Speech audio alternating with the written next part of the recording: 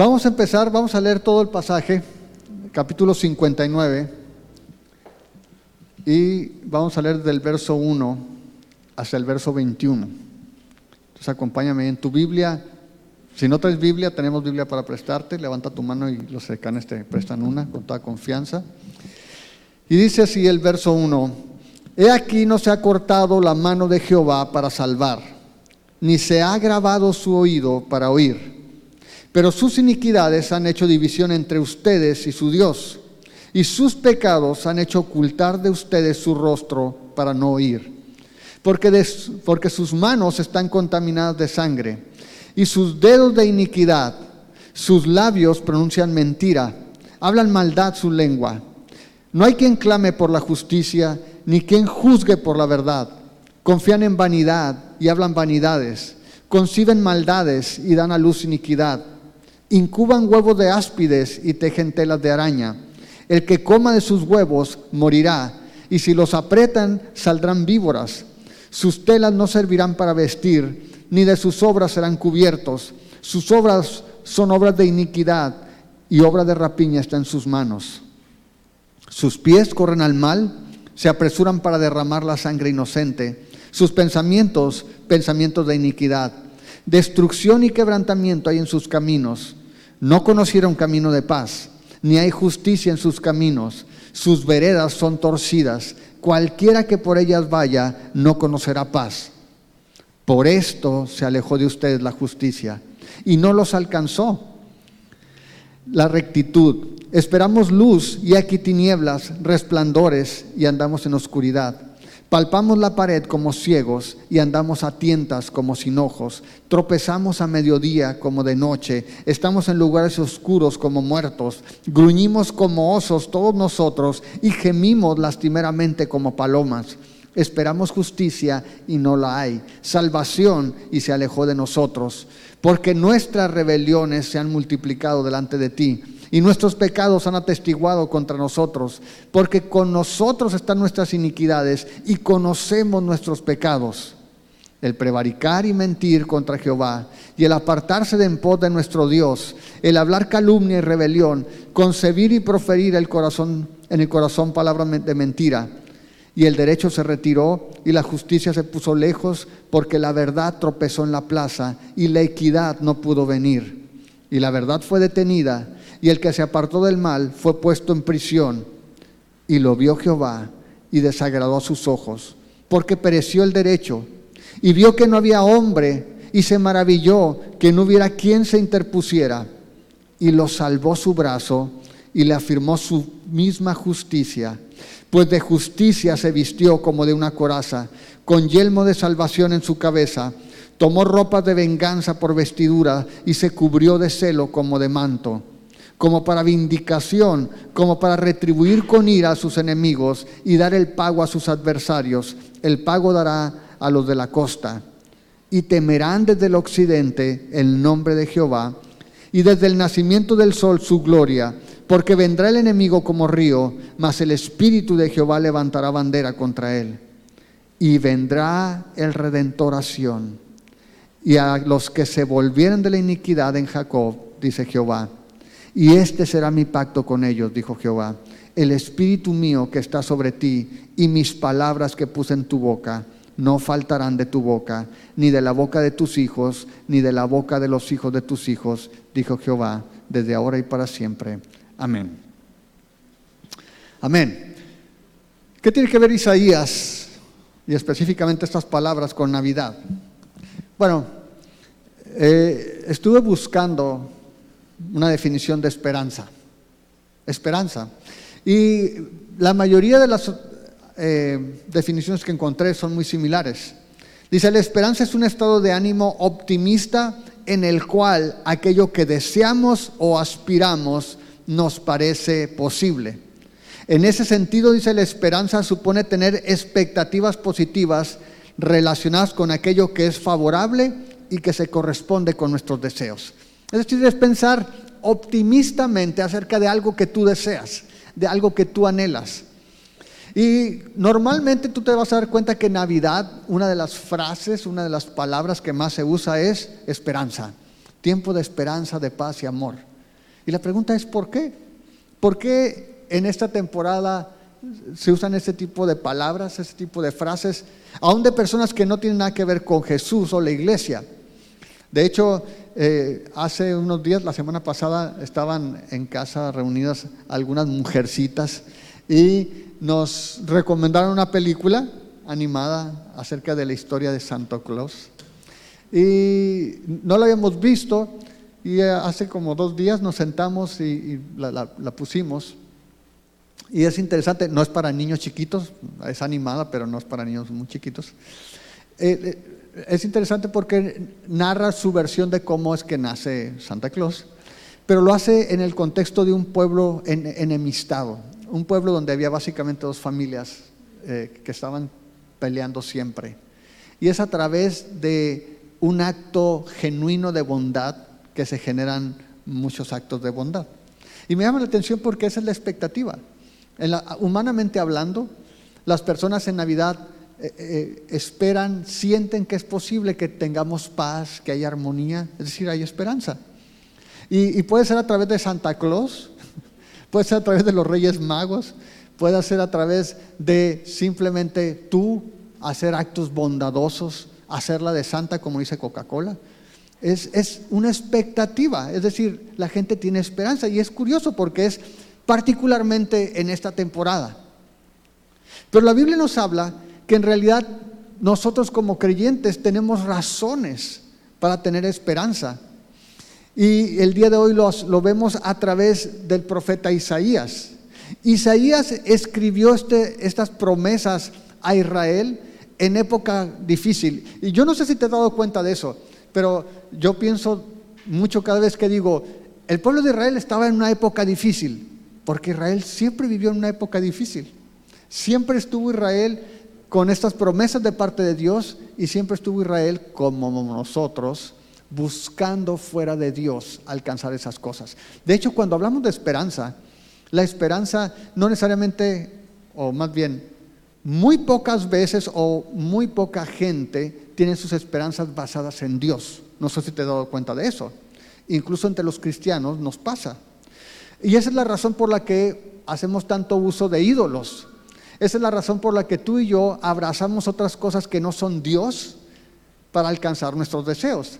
En las conferencias que estuvimos de consejería, hemos hablado antes acerca de la idolatría del corazón.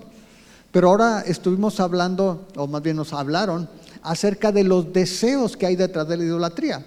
Porque al final de cuentas, tú y yo abrazamos algo no porque querramos eso en sí mismo, sino para satisfacer un deseo que hay en nuestro corazón. Te pongo el ejemplo. Nadie quiere tener dinero nada más por tener dinero. Me acuerdo, ¿se acuerdan de Rico MacPato que nadaba en su alberca de dinero? Pero es ridículo, nadie quiere eso por tenerlo. Las personas buscamos dinero porque en realidad lo que queremos alcanzar es o un estatus, que la gente nos respete, que la gente nos admire, o seguridad, sentirnos seguros de que tenemos todo lo necesario para enfrentar cualquier problema.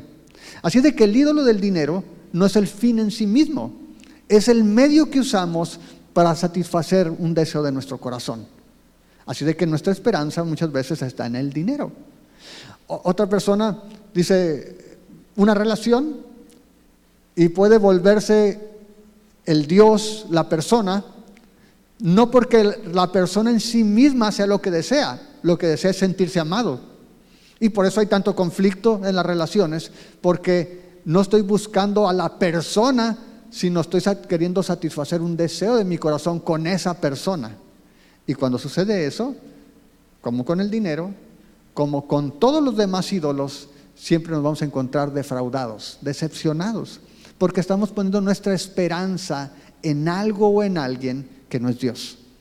Tú y yo solamente vamos a encontrar la satisfacción en Dios. Y cuando tú y yo ponemos nuestras esperanzas en Dios, nuestras esperanzas no van a ser defraudadas. Es lo que Pablo dice en Romanos 5. Cuando dice que no vamos a ser avergonzados porque hemos visto con cuánta ternura nos ama Dios. Y al pueblo de Israel, cuando el profeta Isaías les escribe, está en un tiempo peligroso. El reino se ha dividido, ya no está el rey David o el rey Salomón, el reino ya se dividió, ya está el reino del norte y el reino del sur, Israel y Judá. En los dos casos están caminando lejos de Dios, particularmente el reino del norte, que es Israel, y está la amenaza de Asiria. Dios les ha dicho, si ustedes no despiertan, si ustedes no abren su oído, si ustedes no vuelven a Dios, va a venir el enemigo y se los va a llevar, va a arrasar con ustedes. Pero también está la advertencia al reino del sur, donde no iban tan rápido como Israel, pero donde también el corazón se estaba apartando de Dios. Y para ellos está la amenaza de Babilonia.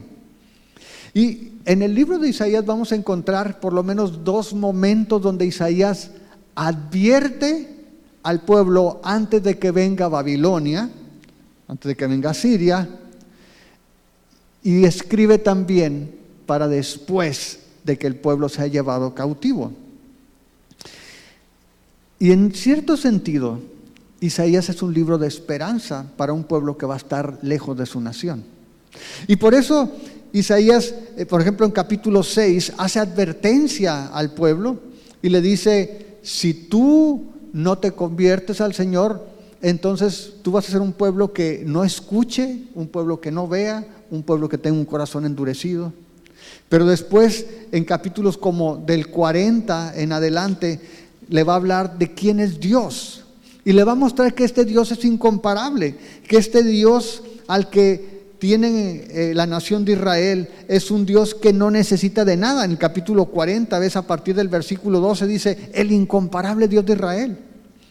Y este va a ser un recordatorio para un pueblo cuando esté cautivo, que pueda ver que aun cuando está lejos de su pueblo, de su patria, Dios no ha cambiado. Y les va a dar esperanza para que sepan que este Dios sigue siendo más poderoso que cualquier otro Dios. Y les va a dar esperanza para que sepan que este Dios va a cumplir todo lo que Él ha prometido. Y a partir del verso 50, del capítulo 55, del capítulo 56 al 66, les va a mostrar la realidad de ellos como nación, para que entiendan que su esperanza solamente tiene que estar puesta en Dios, en Él. Ahora, en este pasaje que leíamos del 59, del verso 1 al 21, los primeros dos versículos, Dios comienza con una acusación al pueblo.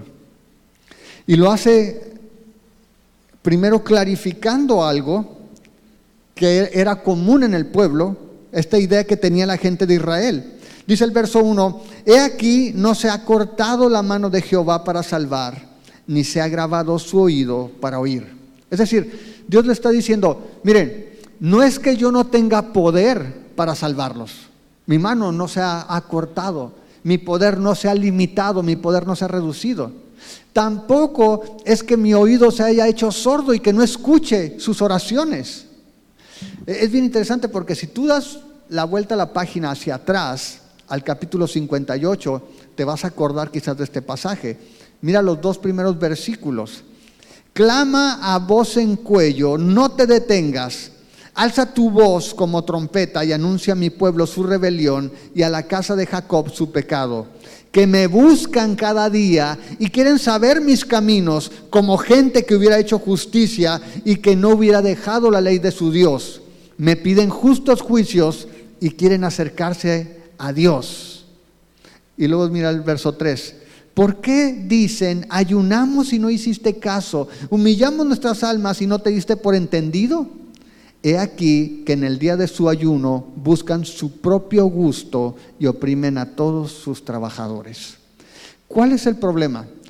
La gente de Israel dice, a ver, Dios, ¿por qué no respondes? ¿Por qué si clamamos a ti parece que tú no escuchas nuestra oración? ¿Por qué parece que no tienes poder y permites que nos pasen todas estas cosas? Y un capítulo antes el profeta les había recordado, ustedes viven como si fueran justos. Ustedes hacen justicia según su propia manera Y piensan que escucho sus oraciones porque ustedes parecen personas justas, pero en realidad están pensando en sus propios deseos. No están buscando agradarme a mí, no están buscando conocerme a mí, sino que están buscando aquello que ustedes desean. Y solamente me están usando como un medio. Y con esa idea en mente, es que Dios en el capítulo 59 les recuerda y les dice: yo sigo siendo poderoso. Yo no he dejado de tener poder. Y yo sigo escuchando la oración. No es que esté sordo. ¿Cuál es el problema? El problema no soy yo. Es lo que está diciendo Dios.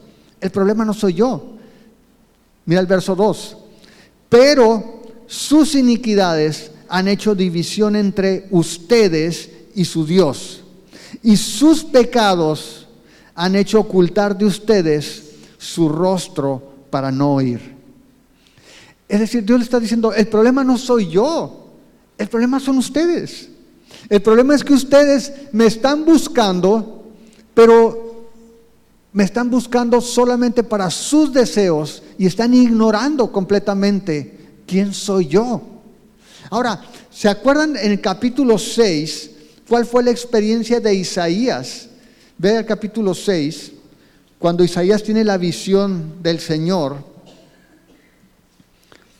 Dice en el verso 1: en el año que murió el rey Usías, vi yo al Señor sentado sobre un trono alto y sublime, y sus faldas llenaban el templo.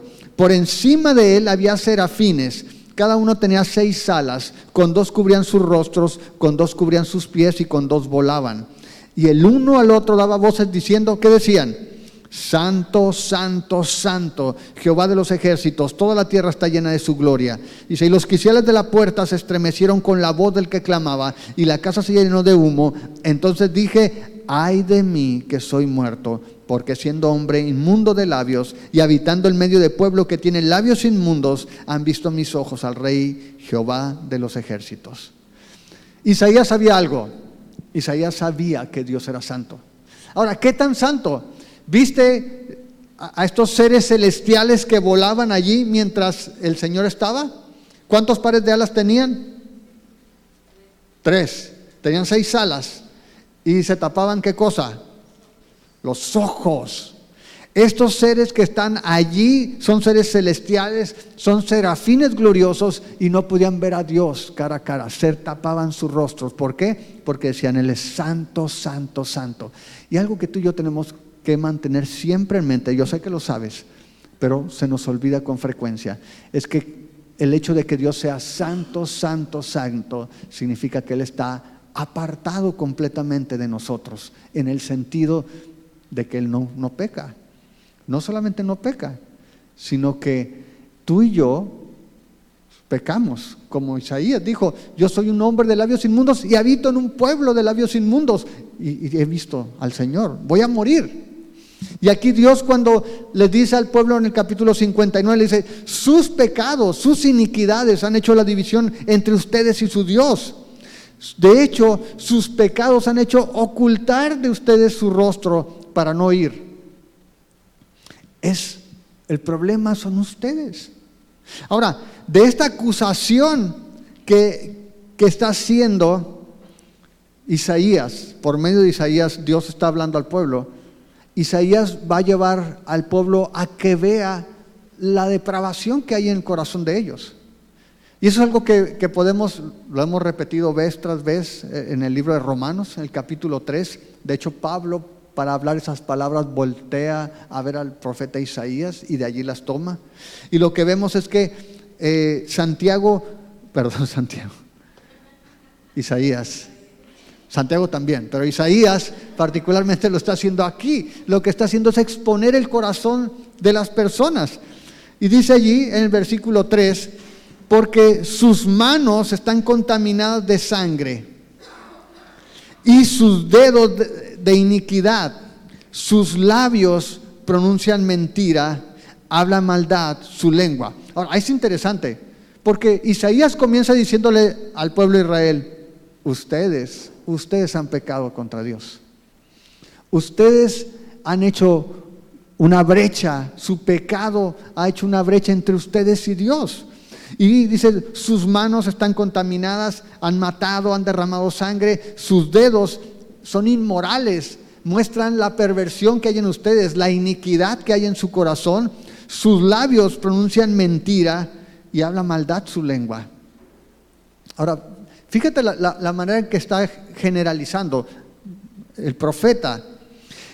A partir del verso 4, no solamente habla en segunda persona, habla en tercera persona y dice, no hay quien clame por justicia. En todo el pueblo no hay quien esté pidiendo justicia. No hay quien juzgue por la verdad. Todos confían en vanidad, todos hablan vanidades, todos conciben maldades y dan a luz iniquidad. ¿Se acuerdan? Santiago, vimos esto. ¿Cómo es que el pecado surge? De los deseos del corazón. Y de los deseos del corazón, cuando tú quieres alcanzar algo y eres engañado, seducido, dice que se da luz al pecado. Dice, todos dan a luz allí a la iniquidad. En el verso 5 y 6 dice, incuban huevos de áspides y tejen telas de arañas. El que coma de sus huevos morirá, y si los aprieta saldrán víboras. ¿A qué se refiere eso? Si puedes poner la NTV. Estos pasajes hablan del fruto que hay en los hombres. Lo que está diciendo es que el producto que dan los hombres es pura cosa mala. Son serpientes y las telas son telas de araña. Dice, el que caiga en sus telarañas morirá, y el que se acerque va a estar en peligro. ¿Qué significa esto? Que de manera natural lo que nosotros producimos siempre está contaminado y siempre es dañino para los demás. En esta caricatura que les digo, en esta película, en el pueblo pasan escenas donde va llegando esta persona al pueblo y por donde voltea ve a los niños haciendo maldades, ¿no? Están ensuciando la ropa de los vecinos están golpeándose unos a otros, de repente voltea y van dos señoras con un cuerpo y un encobijado, y por donde voltea se da cuenta que la gente es mala, es perversa. Pero esa es la realidad de todos los hombres. Lo que pasa es que nosotros no somos tan descarados como otros. Nosotros somos más recatados en ese sentido, pero no significa que somos más buenos. Y lo que está diciendo el profeta es que el producto que dan son huevos de áspide, no te los puedes comer. Si los destruyes te van a salir las serpientes. Lo que tejen no es hilo de seda que puedas convertir en prendas que puedan ser útiles, no, son telas de araña. Dice allí, de hecho en el verso 6, dice, sus telas no sirven para vestir, ni de sus obras serán cubiertas. Sus obras son obras de iniquidad y obra de rapiña está en sus manos. ¿Qué significa esto? Que no importa cuánto tú y yo nos esforcemos, nuestro producto final, la obra final, no es algo que agrade a Dios. Escucha bien esto. ¿Por qué? Si tú le das la vuelta a la página otra vez al capítulo 58, mira lo que dice el verso 4. He aquí que para qué ayunas, para contiendas y debates, dice, y para herir con el puño inicuamente. No ayunes como hoy, para que tu voz sea oída en lo alto. Es tal el ayuno que yo escogí, que de día aflige el hombre su alma, que incline su cabeza como junco, que haga cama de silicio y de ceniza. ¿A eso llaman ayuno y día agradable a Jehová? ¿No es más bien el ayuno que yo escogí, desatar las ligaduras de impiedad, soltar las cargas de la opresión, dejar ir libres a los quebrantados y que rompan todo yugo? ¿No es que partas tu pan con el hambriento y a los pobres errantes albergues en tu casa, que cuando veas al desnudo lo cubras y no te escondas de tu hermano? Entonces nacerá tu luz como el alba y tu salvación se dejará ver pronto, e irá tu justicia delante de ti y la gloria de Jehová será tu retaguardia. Entonces vas a invocar al Señor y Él te va a responder. ¿Por qué? Porque mientras hagas tus obras, mientras tú intentes, mientras lo que busques sea aparentar, Dios dice, esa es tela de araña, no te va a servir para vestir, no te va a cubrir. ¿Se acuerdan lo que pasó cuando Adán y Eva pecaron? ¿Qué hicieron? Ropita con hojas, ¿no? Como si pudieran cubrirlos. Y lo que el profeta dice, lo que tú hagas ahorita, cualquier obra, cualquier producto de tus manos, no sirve para agradar a Dios. Es imposible que tú y yo agrademos a Dios, aunque ayunemos, aunque tengamos apariencia religiosa, aunque vengamos a las reuniones, aunque sirvamos, aunque hagamos muchas cosas. El problema no está en que hagamos cosas, el problema está en nuestro corazón. De hecho, la parte curiosa es que mira lo que dice el verso 7, te vas a acordar de Pablo en Romanos. Sus pies corren al mal, se apresuran para derramar la sangre inocente. Sus pensamientos de iniquidad, destrucción y quebrantamiento hay en sus caminos. No conocieron camino de paz, ni hay justicia en sus caminos. Sus veredas son torcidas, cualquiera que vaya por ellas no va a conocer la paz.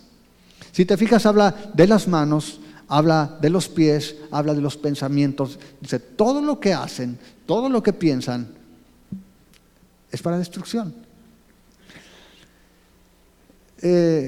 No para jactancia ni como ejemplo, pero el día de ayer íbamos mi esposa y yo en el carro, y espero no haya sido ninguno de ustedes, pero por el Colosio está la Zaguaripa y los carriles del Colosio se reducen nada más a 2. ¿Sí? ¿Sí se acuerdan de esa parte? Ok. Yo iba de esos 2 carriles, yo iba por el de la extrema izquierda, donde está ya, los otros 2 dan la vuelta y nada más se sigue derecho y el de la derecha, ¿no? Son esos 2 carriles. Yo venía por la izquierda y entro a esa parte y veo por el espejo que se deja venir un carro y entonces entra entre los carriles y donde yo iba, y mi esposa iba conmigo, aquí lo vi al carro y se empieza a cerrar para meterse, pero no puso direccional, no, se dejó ir así nada más y se mete. Entonces yo le pité y me sacó el carril para que se metiera y entonces oré por él, ¿no? Dije, Señor, dale paz. Hice lo que una persona promedio hubiera hecho, un hombre promedio hubiera hecho. Aceleré el carro y me metí yo también adelante y le di un frenón. Y en eso me acuerdo que viene mi esposa conmigo. Y entonces ya le doy y me meto al carril bien, pongo el direccional, damos vuelta y ¿en qué íbamos? Y seguí platicando yo, Señor, perdóname. El corazón venía así. ¿Qué pasa? El mal está en nosotros. Esa es la realidad. Ahora, yo no sé cuál sea el botón que te tienen que aplastar a ti para que brinque el gorila, pero todos tenemos ese botón. Ahora yo puedo decir, es que ¿para qué se mete? Y yo decía, de hecho, más tarde platicé con unos varones y les decía, ¿qué sentido tiene eso?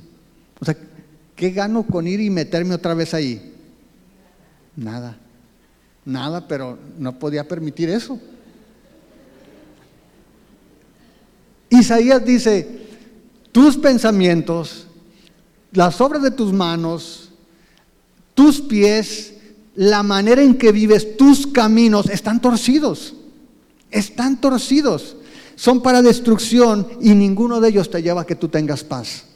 Y esa es la razón por la cual tú puedes conseguir las cosas que te propones. Y eso no significa que tú vas a tener una vida de paz y de gozo. Por el contrario, muchas veces te das cuenta que por más que alcanzas las cosas que deseas, el vacío, la sensación de insatisfacción crece porque te das cuenta que no es lo que tú pensabas que te iba a hacer feliz. Ahora, si vas a Romanos 3, estas mismas frases son las que Pablo usa para describir la condición de los hombres. Acuérdate que en el capítulo 3, Pablo está hablando de los hombres judíos. Dice en el versículo 1 del capítulo 3, ¿qué ventaja pues tiene ser judío? ¿O de qué le aprovecha la circuncisión? Y dice, tiene muchas, conocen la palabra de Dios, de allí viene el Salvador, hay muchas cosas que tienen ellos de ventaja. Sin embargo, en el verso 9 dice, ¿entonces somos mejores los judíos que los paganos?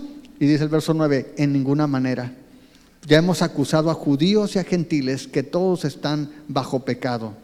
Mira lo que dice el verso 15. Sus pies se apresuran para derramar sangre. Quebranto y desventura hay en sus caminos y no conocieron camino de paz. Ese es Isaías 59. Y lo que está diciendo Pablo es lo mismo que había dicho Isaías. Está diciendo, el problema no es lo que haces, el problema está en nosotros. Y por eso Isaías, después de esta acusación de parte de Dios, comienza una confesión de parte de Isaías. Después de haber dicho sus pecados, después de haber dicho nadie busca, todos caminan mal, todos piensan en el mal, mira lo que dice a partir del versículo ¿dónde está? Dice allí 12. No, perdón. Desde el verso 9 dice, por esto se alejó ¿de quién? De nosotros. Ya no es ustedes, ya no es ellos, es nosotros. Isaías dice, por esto se alejó de nosotros la justicia y no nos alcanzó la rectitud.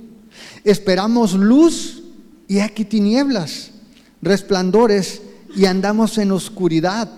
Palpamos la pared como ciegos y andamos a tientas como sin ojos. Tropezamos a mediodía como de noche.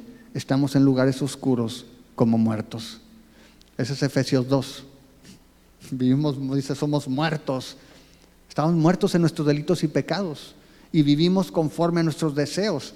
Y el profeta lo ilustra como moralmente tú y yo andamos a tientas, dice, sin Cristo tú y yo estamos, no sabemos a dónde vamos.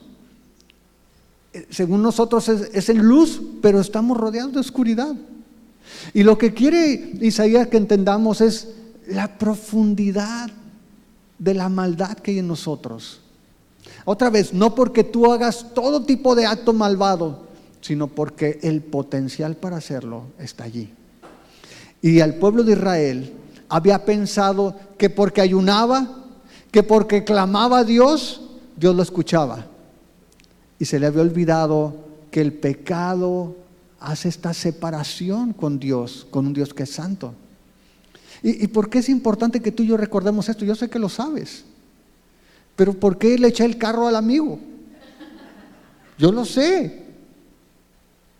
¿Por qué cuando discutes con tu pareja, con tu esposo, con tu esposa, podemos lastimarnos unos a otros? ¿No sabemos qué es pecado? ¿Por qué los hermanos se pelean y se dan coscorrones y no saben qué es pecado? ¿Por qué no pagamos los impuestos? ¿O por qué no decimos la verdad? ¿O por qué ocultamos cosas? No sabemos qué es pecado. Sí sabemos lo que es el pecado, pero quizás se nos olvida lo grave que es el pecado. Y por eso como cristianos debemos de tener cuidado de no pensar que solamente porque Dios nos perdonó podemos vivir igual que cualquier otra persona. Y solamente porque oramos o porque venimos a la iglesia o porque ayunamos somos más santos que los demás y Dios nos escucha. Y lo que dice el profeta es, ¿este ayuno de qué sirve? ¿De qué sirve que ayunes para levantar el puño contra tu hermano? ¿De qué sirve que ayunes si vas a estar criticando y vas a estar hablando del otro? ¿De qué sirve que ayunes si vas a estar siendo injusto con tus trabajadores y te vas a robar lo que no es tuyo? ¿Cuál es el sentido? Ese no es el ayuno que yo quiero, dice Dios. Y eso es lo que está diciendo aquí el profeta. Se alejó de nosotros la justicia, no nos alcanzó la rectitud. Dice el verso 11, gruñimos como osos todos nosotros. ¿Has escuchado un oso gruñir? Nada, es el de Spring Air, ¿no? Pero ese no está gruñendo. Pero dice, imagínate el gruñido de un oso. Y dice que estamos también, dice, gemimos lastimeramente como palomas. Esas sí las has oído, ¿no? Las palomas, exactamente, así de lastimero. Dice, gemimos lastimeramente, dice, como palomas. Esperamos justicia y no la hay. Salvación y se alejó de nosotros. Ahora, tú y yo estamos hablando en este contexto hoy, pero imagínate estas palabras para el pueblo de Israel mientras estaban en la cautividad, mientras estaban en Babilonia, mientras se preguntaban, ¿dónde está Dios? ¿Era mentira este Dios incomparable del capítulo 40? ¿Creímos cosas que no eran ciertas?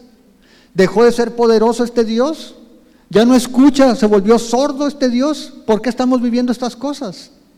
Y a lo mejor a ti y a mí no necesitan llevarnos a Babilonia. Todos los días a lo mejor pensamos, Señor, ¿por qué no estás escuchando mi oración? Señor, ¿dónde estás? He creído una mentira. Pero Isaías está recordando que es nuestro pecado lo que nos separa. Y estamos hablando de la condición de los hombres naturales. Y dice allí en el versículo 12, necesitamos a alguien que nos salve. Dice el verso 12, porque nuestras rebeliones se han multiplicado delante de ti y nuestros pecados han atestiguado contra nosotros. Porque con nosotros están nuestras iniquidades y conocemos nuestros pecados. Isaías dice, ¿sabes qué? El problema está en nosotros. Con nosotros están los pecados. Ustedes han escuchado, algunos han leído a Paul Tripp. Y Paul Tripp habla acerca del pecado en esta manera. Y dice, las personas dicen, fulano de tal tiene un mal matrimonio. ¿Cómo puede ser un mal matrimonio? ¿Hay matrimonios malos y matrimonios buenos? ¿Qué es lo que hace un matrimonio bueno o malo?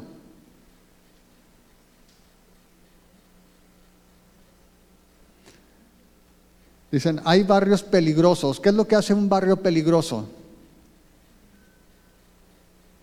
La gente. La gente. El matrimonio es malo porque los esposos son malos. El esposo y la esposa son los que arruinan el matrimonio. Las iglesias, hay iglesias buenas y malas. ¿Cuál es la diferencia? Las personas. El problema está en nosotros. El problema lo tenemos nosotros. Isaías dice, porque nuestras rebeliones se han multiplicado delante de ti, nuestros pecados son los testigos contra nosotros, porque con nosotros están nuestras iniquidades y porque conocemos nuestros pecados. El problema somos nosotros. Y otra vez, cuando tú y yo dejamos de ver el pecado como pecado, entonces podemos hacer cosas y justificamos, pues es que se me cerró, ¿para qué se mete? No, yo tengo el problema. Es que mi esposa me hace enojar a mí. No, tú eres el problema. Es que mi papá, es que mi mamá, tú eres el problema. El problema lo tenemos nosotros, el pecado es el testigo que nos acusa. Y esos pecados, dice, se van juntando delante de Dios. ¿Y qué sucede? Que no importa que ayunes, si estás ayunando para dar coscorrones a los otros, no sirve de nada. No sirve de nada que clames si es para tener tus deleites. Santiago nos recuerda también. De nada sirve porque estás siendo egoísta. El problema está en nosotros. Necesitamos a alguien que nos salve. Dice, ¿cuáles son nuestros pecados? Verso 13. El prevaricar y mentir contra nuestro Dios. El hablar calumnia y rebelión. Concebir y proferir de corazón palabras de mentira. Y el derecho se retiró y la justicia se puso lejos, porque la verdad tropezó en la plaza y la equidad no pudo venir. Y la verdad fue detenida. Y dice, y el que se apartó del mal fue puesto en prisión. Están los papeles invertidos. El que hace lo bueno, ahora sí, ese es malo. El problema está en nosotros. Y por eso es interesante, porque esta profecía es para traer esperanza al pueblo. Así como la ves de dura y de difícil, es para que tengamos esperanza como el pueblo de Israel tuvo esperanza. ¿Cómo? ¿Cómo es que el estar sin esperanza nos hace tener esperanza? Porque solamente cuando tú y yo nos damos cuenta que no hay esperanza en nosotros, es que podemos abrazar una esperanza distinta que no nos falle. Y esa es la esperanza que tenemos en el Señor. Y de eso se trata la Navidad.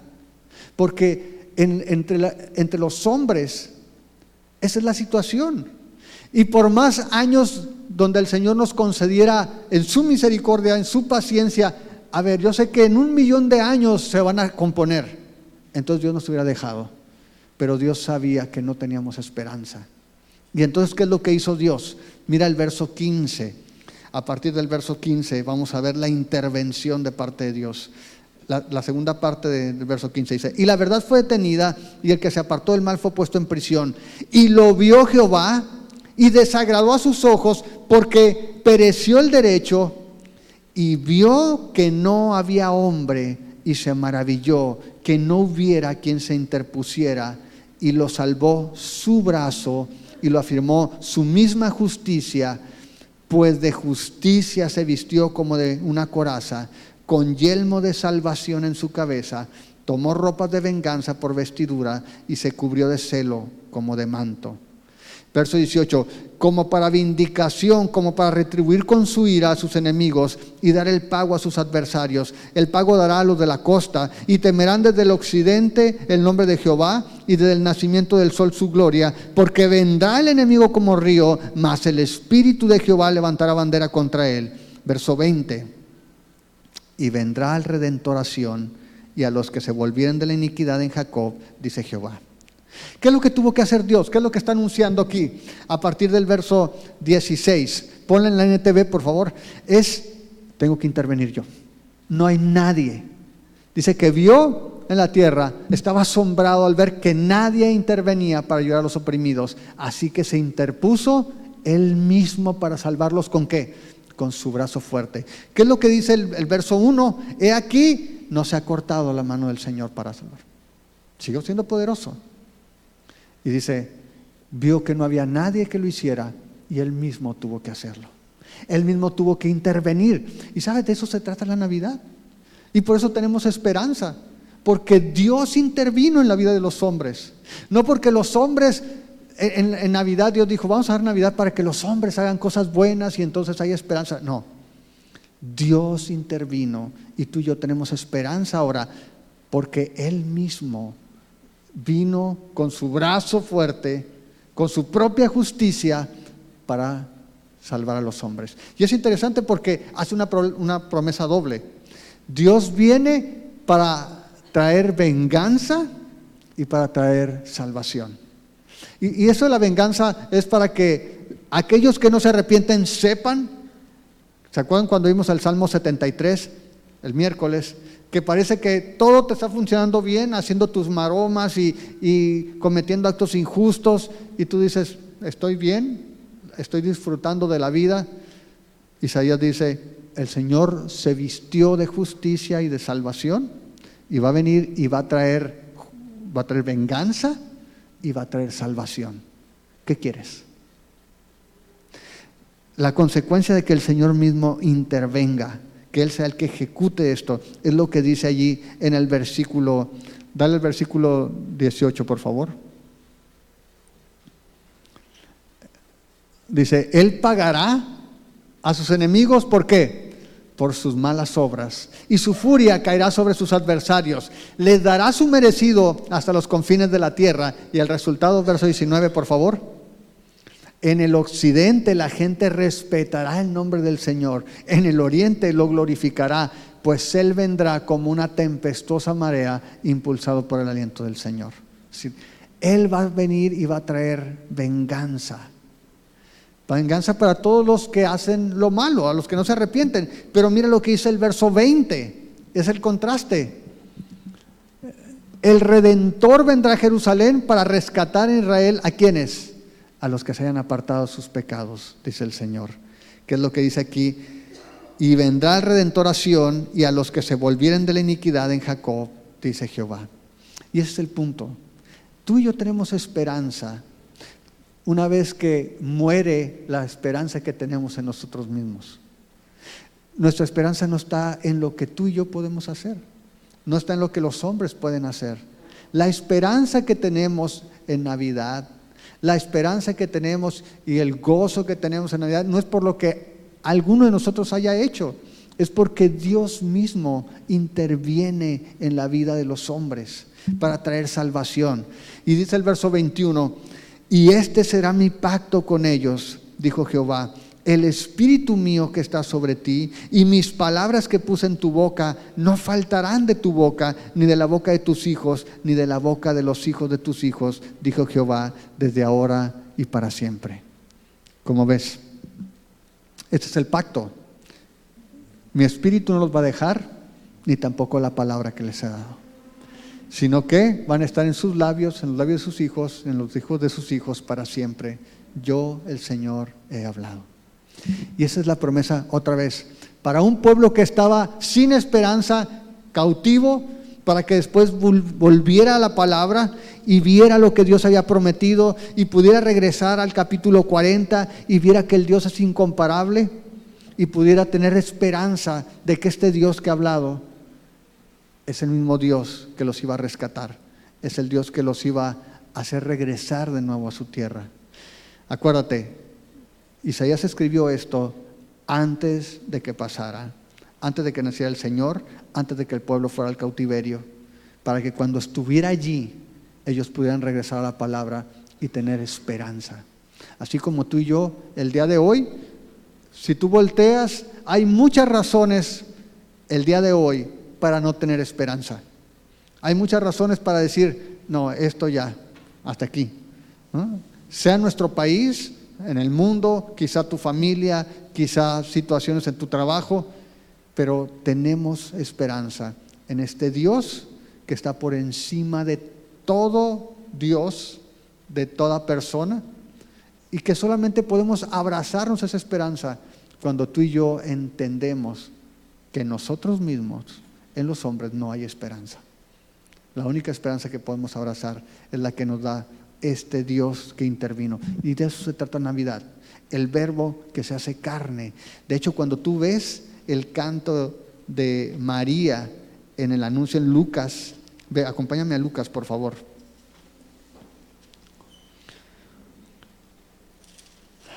En Lucas capítulo 1, dice el verso 46, son las palabras de María, ¿no? Se engrandece mi alma al Señor y mi espíritu se regocija en Dios mi Salvador, porque ha mirado la bajeza de su sierva, pues he aquí desde ahora me dirán bienaventurada todas las generaciones, porque me ha hecho grandes cosas el poderoso, santo es su nombre y su misericordia es de generación en generación a los que le temen. Hizo proezas ¿con qué? Con su brazo, el que no se ha cortado, ¿ves? Hizo proezas con su brazo, esparció a los soberbios en el pensamiento de sus corazones, quitó de los tronos a los poderosos y exaltó a los humildes, a los hambrientos colmó de bienes y a los ricos envió vacíos.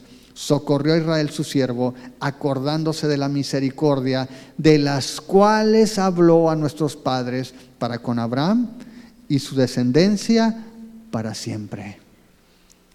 De eso se trata, esa esperanza que tenemos en este Dios, el verbo hecho carne, aquel que habitó entre nosotros, aquel que nos dio su justicia, aquel que nos dio seguridad eterna, para que tú y yo podamos decir como Pablo. Vete a Romanos 5, por favor, Mario, ponlo en la NTV. No podemos irnos esta semana sin citar Romanos 5. Dice allí en el versículo 4, dice, y la resistencia desarrolla firmeza de carácter y el carácter fortalece nuestra esperanza segura de salvación. Verso 5, ¿qué dice? Y esa esperanza no acabará en desilusión, pues sabemos con cuánta ternura nos ama Dios, que nos ha dado ¿qué cosa? El Espíritu Santo. ¿Qué dijo Isaías? ¿Qué es lo que nos iba a dar? Versículo 21, su Espíritu. Su Espíritu ya lo hizo y tú y yo tenemos una esperanza segura que no va a acabar en desilusión, porque Dios ya hizo lo que había prometido, ya nos ha dado su Espíritu Santo para llenar nuestros corazones con amor. Así de que tú y yo tenemos razones para celebrar esta Navidad. no por lo que alguien más puede hacer, sino por lo que Dios ya hizo. Que en ese tiempo fue una promesa, pero tú y yo vivimos la realidad de esta promesa. Tú y yo estamos experimentando ya esta seguridad que tenemos, esta esperanza cierta que tenemos y que Dios nos ha dejado sellada con su Espíritu Santo en nosotros. Amén. Te voy a invitar a que te pongas de pie. Voy a invitar a los muchachos a que pasen. De hecho, en tu casa te invito, lee del capítulo 59 al 66 de Isaías, porque todo eso es la restauración de lo que Dios va a hacer después de que el Mesías viniera. ¿Ok? Y vamos a orar y vamos a dar gracias a nuestro Dios y vamos a adorarle también mientras cantamos. Padre, te damos gracias, Señor, porque podemos tener esa esperanza en ti. Una esperanza, Señor, que no está basada en nosotros ni en nuestras obras, no en algún acto religioso, no en una devoción religiosa, Señor, en el asistir a algún lugar, en el hacer tal o cual cosa. Señor, tu palabra nos enseña que esta esperanza está accesible solamente para los que están desesperados, solamente para aquellos que por tu gracia pueden ver el problema que hay en nuestro corazón. Señor, porque sabemos que nuestros pecados nos acusan, porque sabemos, Señor, que nuestros pecados nos alejan de ti, porque sabemos que tú no has cambiado, que tú sigues siendo poderoso para hacer todo lo que has prometido y que tu oído sigue atento a las oraciones, pero nuestro pecado nos separa. Señor, y te pedimos por aquellas personas que aún no se han acercado a ti, aquellos que quizá todavía están confiando en que sus esfuerzos religiosos, en que sus buenas obras les van a conceder, Señor, acceso a tu presencia. Pero tu palabra nos enseña que nuestras obras son como huevos de serpiente, son como telarañas que no alcanzan a cubrir nuestros pecados, que no nos visten, y que todos nuestros caminos están torcidos, Señor, y no llevan a tener paz. Sin embargo, tu palabra nos dice que por la obra de Jesús en la cruz hemos sido justificados por la fe y tenemos paz para con Dios. Señor, que aquellas personas puedan acercarse a ti, que puedan ver su condición, que puedan reconocer, como el profeta Isaías, que por eso nos ha abandonado la justicia, porque hemos pecado, Señor. Padre, y como tus hijos te pedimos que no olvidemos la gravedad del pecado. Señor, que no nos escudemos en la gracia para vivir una vida descuidada, para justificar nuestras maldades, para echar la culpa a otras personas de la manera en que actuamos, de la manera en que hablamos, de las cosas que pensamos, porque a final de cuentas sabemos que el pecado, Señor, está en nosotros y que somos responsables delante de ti. Señor, ayúdanos con tu Espíritu Santo a que podamos caminar en tus caminos para que el fruto de tu Espíritu sea evidente en nosotros, que sea ese fruto de amor, Señor, que se traduce en paz, en paciencia, en templanza, en bondad, en benignidad, Señor, que sea evidente que tu Espíritu está en nosotros y que podamos darte la gloria, no solamente mientras cantamos, Señor, sino con toda nuestra manera de vivir, que podamos mostrar que hay un Dios y que este Dios es poderoso para cumplir su palabra. Te lo pedimos en el nombre de Cristo Jesús. Amén.